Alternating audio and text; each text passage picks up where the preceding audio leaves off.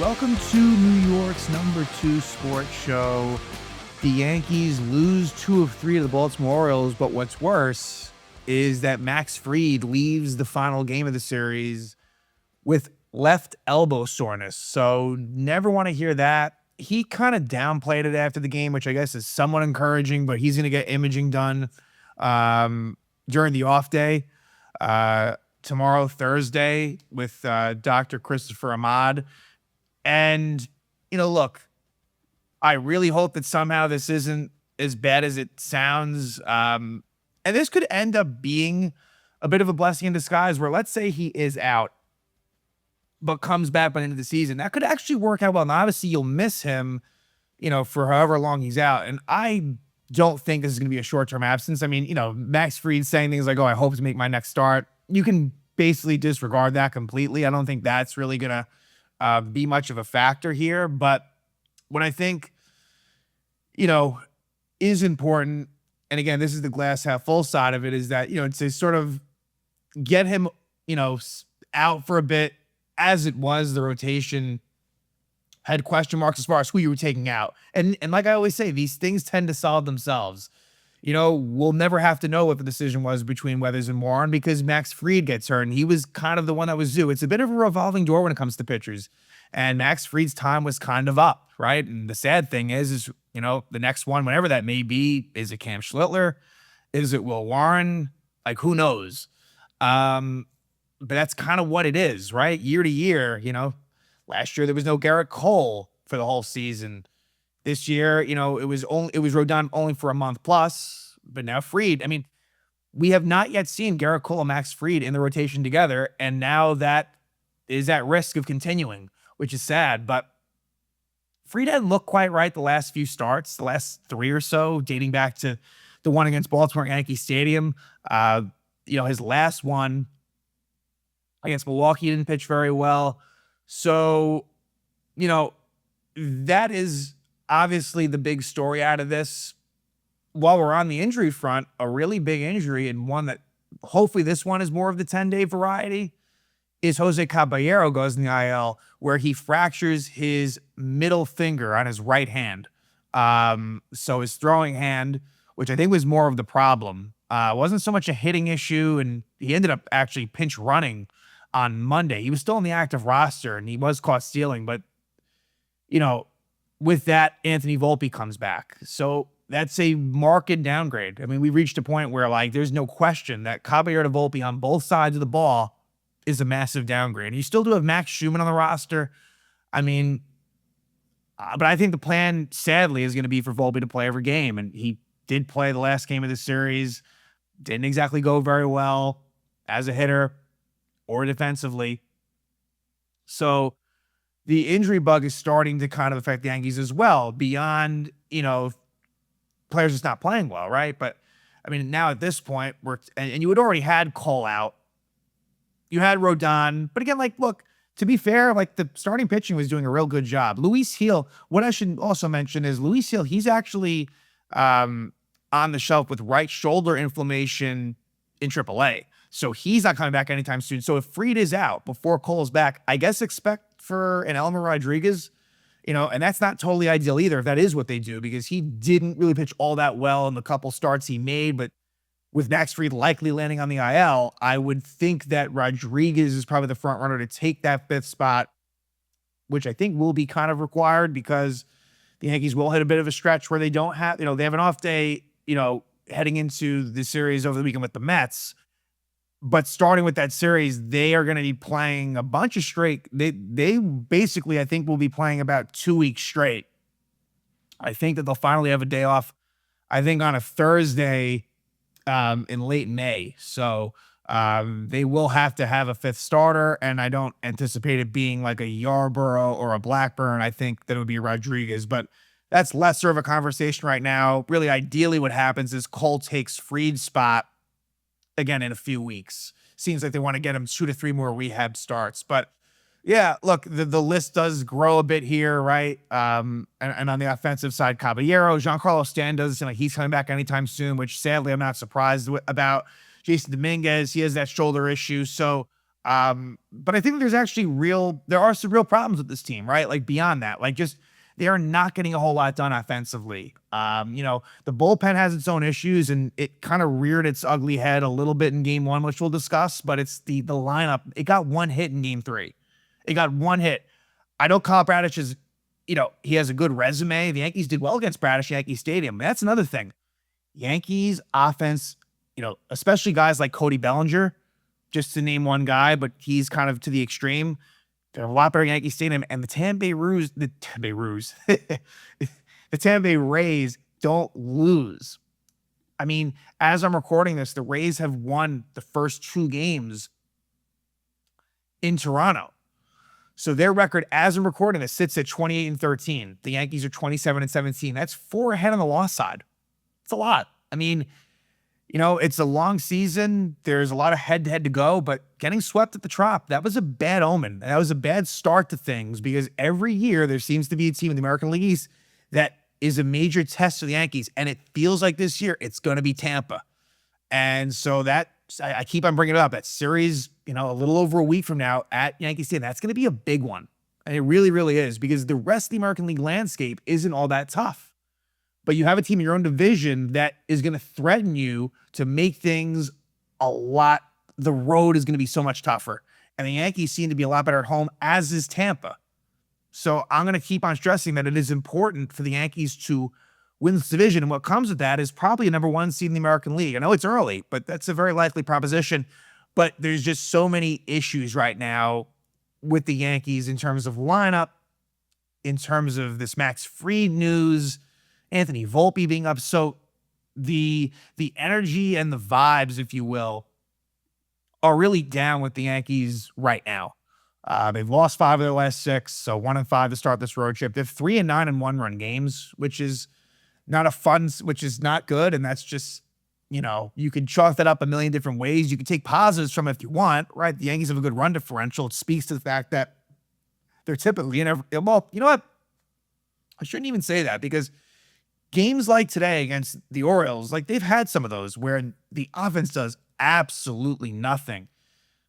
And I'm not confident that like the lineup is going to change a whole lot. I mean, sure, you get Stanton back and even a Dominguez, but that doesn't even do it for me. And I don't think, while I could see them improving the bullpen by the deadline, I don't think that you're going to see some necessarily wholesale moves lineup-wise, and I just don't know the lineup is currently constituted. I don't think it's going to be enough to get you over the top. And I know that they hit for a lot of power. I know that it could be a lot worse if you look at it just generally speaking, but my gut tells me that especially this bottom of the lineup, it's just not that good.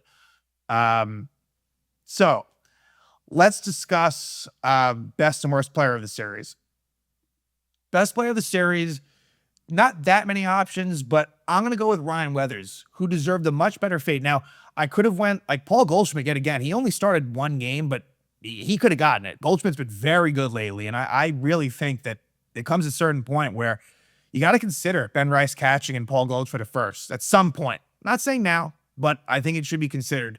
So Goldschmidt was in consideration. Will Warren as well pitched a really good game too, and he got the win. But Ryan Weathers, he had a no-hitter going into the 7th inning. He ends up getting a no decision. He only has 2 wins. He's 2-2. That record should be a lot better. His ERA is 3 flat, and even that should be better because the runs he gave up in the 7th inning were not, it was inherited. It was Brett Hedrick, and we'll talk about Hedrick. But Weathers, 54 strikeouts in 45 innings, a 1.11 whip. He has really exceeded my expectations and is a guy that is pitching very well. The numbers kind of across the board are as good as they've really ever been for Ryan Weathers in his career. And it would be great, and especially with Max Fried potentially out, for Ryan Weathers to be a big part of this rotation. And Weathers, the final line is 6 and 3rd innings, only 1 hit, 2 runs, 3 walks, and 9 strikeouts. He really was dealing, and it's a shame the way it ended up, where he gets the no decision, and in fact, the Yankees lose the game. So yeah. As far as worst play of the series, this was a lot easier in terms of, well, not easier, but there was more options. And there were players that really in individual games were really bad. Like I think about Jazz in game one, Brent Hedrick in game one gives up a huge home run. But I end up kind of landing in this series. Hey, Max Fried was in consideration. Honestly, him getting hurt kind of took him out of it because I'm thinking Max Fried might have gotten this award. But I end up kind of landing on just a holistic series as 1 through 3 kind of stat line, and that goes to Ryan McMahon. And again, last series, like I could have went Ben Rice. Maybe I had a little bit of grace there because he was coming off injury, but it wasn't as if I was like totally specifically upset with McMahon in a given moment. But when I look back on it, McMahon is where I go. And Ryan McMahon in this series goes 0 for 11, no walks and 5 strikeouts. And so now his numbers, he's below 200 at 196, a 578 OPS. That's just not going to get it done, obviously.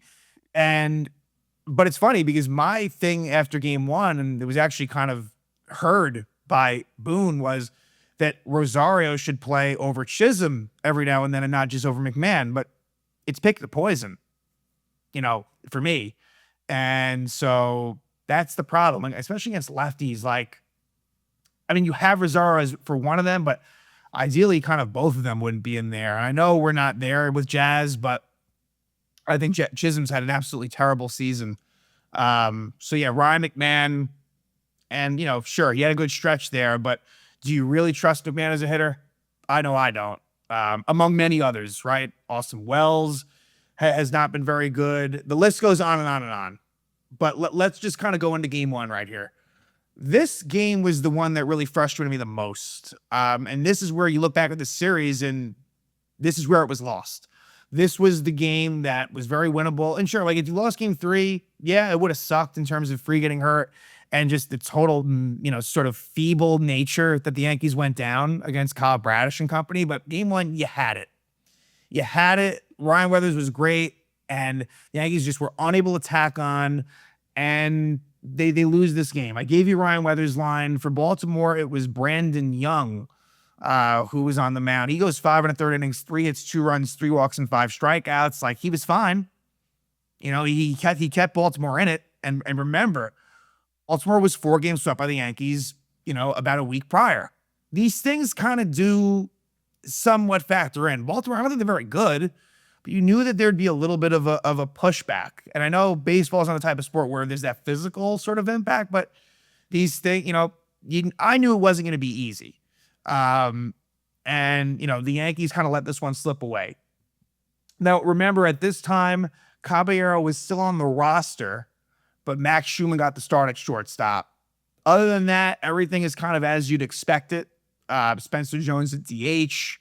Austin Wells in the 9-hole catching. What's an interesting stat that I just want to say right now that, and I know, it doesn't matter much because JC Escar just isn't that good in general, but Escar's numbers versus lefties in a very small sample size are actually not that bad. He's been horrible versus righties. On the flip side, Austin Wells has actually been halfway okay against righties and terrible against lefties. So for me, they won't do this, but everything being equal, and they could have done it this week in this series, although it was a change where Wednesday was supposed to be a night game that got moved up because of bad weather. So to be fair to them, they couldn't have planned this out. But if you have a day game after night game and you have a opposing righty, I would have Escar face the lefty and Wells face the righty. I'm not going to make a big stink about it, but the stats are pretty extreme to this point of the season. But anyway, Yankees get on the board first, and it was Ben Rice. And it was good to see Rice do what he did. It was an impressive home run, actually. It was to left center field for Rice, his 13th home run of the year. And he had struggled in the Milwaukee series, but it feels like that left hand, the contusion on his left hand seems to be kind of a thing of the past now. I think we can kind of move away from that. Now, look, if Rice were to struggle against the Mets, you could maybe draw back to it. But I think with a few more good series, I think you can totally put that in the rear view. But yeah, good to see Ben Rice, impact the baseball and kind of get back to what he was doing. And so after a Trent Grisham walk with 1 out, he hits a 2-run shot. That'd be all that the Yankees would do in this game. Now, there was opportunities for the Yankees to score more. The sixth inning being one of them, and it's a runner on third, one out for Jazz Chisholm Jr., and he strikes out against the lefty Dietrich Enns, who I believe was a former, I think he might have been in the Yankee system at one point. I'm not going to look into that now, but with Jazz, there's just no situational awareness. He has terrible numbers of runners in scoring position. He strikes out like crazy. It's just a bad at bat. It just, and I'm not surprised by it. And then Ryan McMahon grounds out on what was softly hit, but actually a nice play by Pete Alonso and the pitcher to make that out happen. So you could kind of say bad luck Yankees, but it's not like McMahon hit the ball hard there. So it stays at 2-0. And, top of the seventh, Max Schumann, 2-out, 1-out double. And by the way, Goldschmidt pinch hit for Spencer Jones in this one. But then Wells grounds out and Grisham grounds out. So it stays 2-0. And then eventually it's an Adley Rutschman breaks up the no-hitter on an opposite field single. Then there is a walk to Tyler O'Neill, a good at bat by O'Neill. And that was the last batter that Weathers would face. So 2 on, 1 out. And it would be the struggling Kobe Mayo hitting a 3-run shot to make it 3-2. That was a backbreaker, obviously, for the Yankees. It flips the game completely. It was, the first time Brent Hedrick had allowed inherited runs all season. So, but that was back-to-back outings of home runs allowed, where he had allowed a home run to Jake Bauers in a pretty big spot in game 2. So look, this is bound to happen. Hedrick has been pitching a lot lately. And, so those 2 runs go to Weathers and the Yankees are losing. So that's a tough one to take. And that would be the difference. I mean, the Orioles only had 3 hits in this game, all 3 hits in the 7th inning, as Hedrick would allow 1 more hit, but that would be it. 3-2 going on the top of the 8th. Rico Garcia comes on for Baltimore. You may or may not remember, Rico Garcia was on the Yankees last year for like about a week. He was on the Mets actually in between that. So if you're a Met fan, you're a little bit more upset about the whole Rico Garcia thing. His numbers are out of control. He's allowed like only 1 hit in 19 innings of work. He has like it comes out to a 0.18 opposing batting average. His whip is like below 0.50. It's insane. So Rico Garcia pitches an impressive 8th inning where he gets a couple of strikeouts to keep it at 3-2. Camilo Doval actually pitches a 1-2-3 inning with the Yankees losing, which again, I think him, I'd rather him in games when the Yankees are losing. He keeps it at 3-2. Anthony Nunez comes on and gets the save of the 9th. A bad at-bat by Jazz where he strikes out looking. Ryan McMahon, where I will say he was unlucky was he hit a shot to the warning track, to the wall, but Tyler O'Neill made a nice play. So McMahon, that's a Yankee Stadium. That's probably a home run, not to be at Camden Yards. And then Paul Goldschmidt with a 2-out single to keep things alive.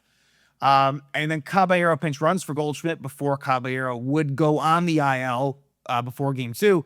But he is caught stealing. And this was after 2 throws over by Nunez. If I'm Caballero, I understand wanting to try to get the steal. I get it.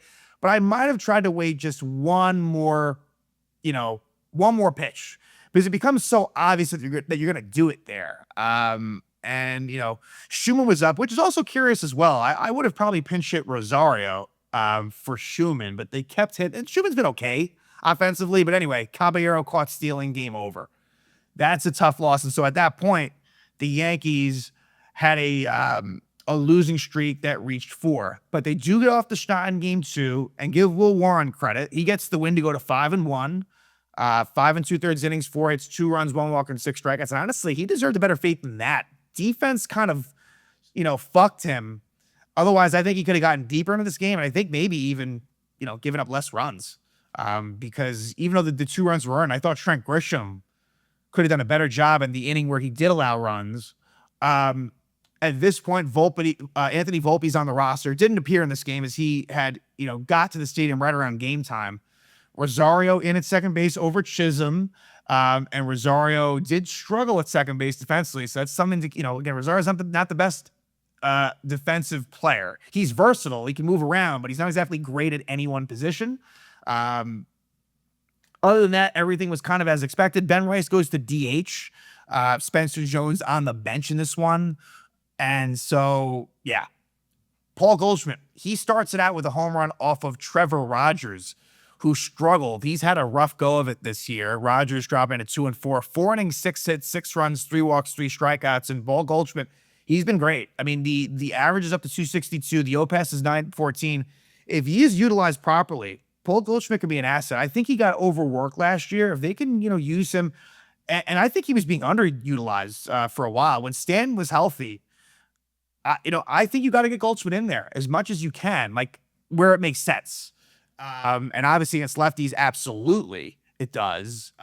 To me, it's, with no Stan, it's a no-brainer. But even when, I don't know, I think that I like what I've seen from him. I mean, he looked good in spring training, but Goldschmidt, his 4th homer of the year, gives the Yanks a 1-0 lead, 1 pitch into the game.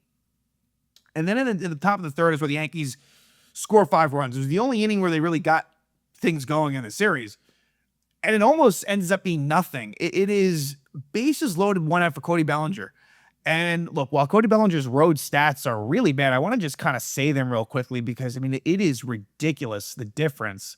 At home, Cody Bellinger has a 1260 OPS, 377 batting average. On the road, a 188 batting average with a 517 OPS. I mean, it is drastic, but what you love about Cody Bellinger is the hustle and the little things. He hit the ball hard. He beats out what would have been an inning double play. So not only does a run score to make it 2-0, that the inning extends and the Yankees take advantage of it. Ahmed Rosario gets an infield RBI single on a play that Kobe Mayo, they could have ruled that an error. Pete Alonso comes off the bag and Rosario is safe.